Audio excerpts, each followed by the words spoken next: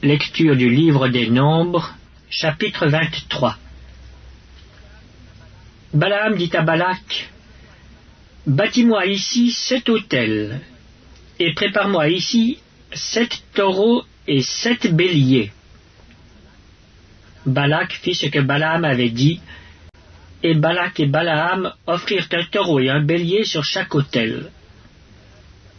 Balaam dit à Balak, « Tiens-toi près de ton holocauste, et je m'éloignerai. Peut-être que l'Éternel viendra à ma rencontre, et je te dirai ce qu'il me révélera. » Et il alla sur un lieu élevé. Dieu vint au-devant de Balaam, et Balaam lui dit, « J'ai dressé 7 autels, et j'ai offert un taureau et un bélier sur chaque autel. » L'Éternel mit des paroles dans la bouche de Balaam, et dit, « Retourne vers Balak, et tu parleras ainsi. » Il retourna vers lui, et voici, Balak se tenait près de son holocauste, lui et tous les chefs de Moab. Balaam prononça son oracle et dit, « Balak m'a fait descendre d'Aram.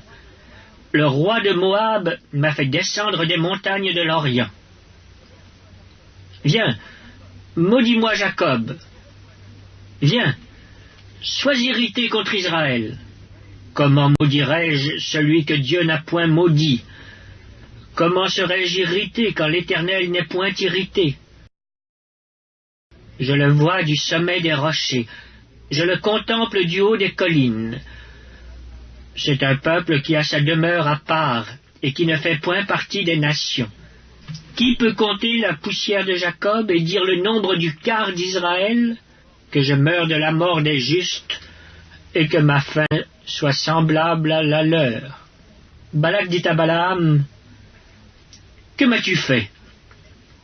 Je t'ai pris pour maudire mon ennemi, et voici tu le bénis. » Il répondit et dit, « N'aurais-je pas soin de dire ce que l'Éternel met dans ma bouche? » Balak lui dit, « Viens donc avec moi dans un autre lieu, d'où tu le verras. Tu n'en verras qu'une partie, tu n'en verras pas la totalité. Et de là, maudis-le-moi. » Il le mena au champ de Tsophim, sur le sommet du Pisga. Il bâtit 7 autels, et offrit un taureau et un bélier sur chaque autel. Balaam dit à Balak, « Tiens-toi ici près de ton holocauste, et j'irai à la rencontre de Dieu. » L'Éternel vint au-devant de Balaam. Il mit des paroles dans sa bouche et dit, « Retourne vers Balak, et tu parleras ainsi. »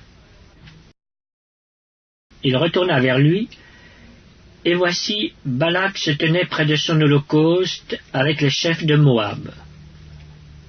Balak lui dit, « Qu'est-ce que l'Éternel a dit ?» Balaam prononça son oracle et dit, « Lève-toi, Balak, écoute. Prête-moi l'oreille, fils de Tsippor.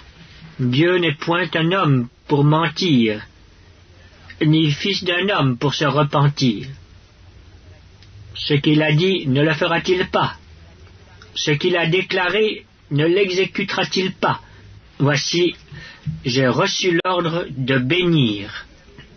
Il a béni, je ne le révoquerai point.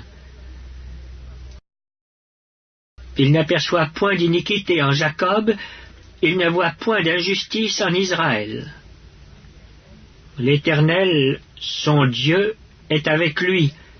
Il est son roi, l'objet de son allégresse.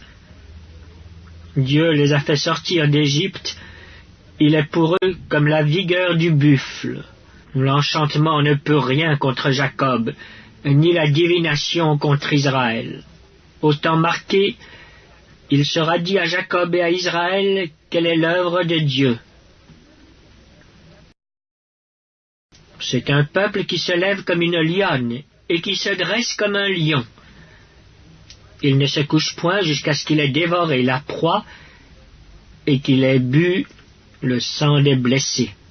Balak dit à Balaam, « Ne le maudis pas, mais du moins ne le bénis pas. » Balaam répondit et dit à Balak, « Ne t'ai-je pas parlé ainsi? Je ferai tout ce que l'Éternel dira. » Balak dit à Balaam, « Viens donc, je te mènerai dans un autre lieu. Peut-être Dieu trouvera-t-il bon que de là tu me maudisses ce peuple. » Balak mena Balaam sur le sommet du Péor, en regard du désert. Balaam dit à Balak, « Bâtis-moi ici 7 autels, et prépare-moi ici 7 taureaux et 7 béliers. » Balak fit ce que Balaam avait dit, et il offrit un taureau et un bélier sur chaque autel.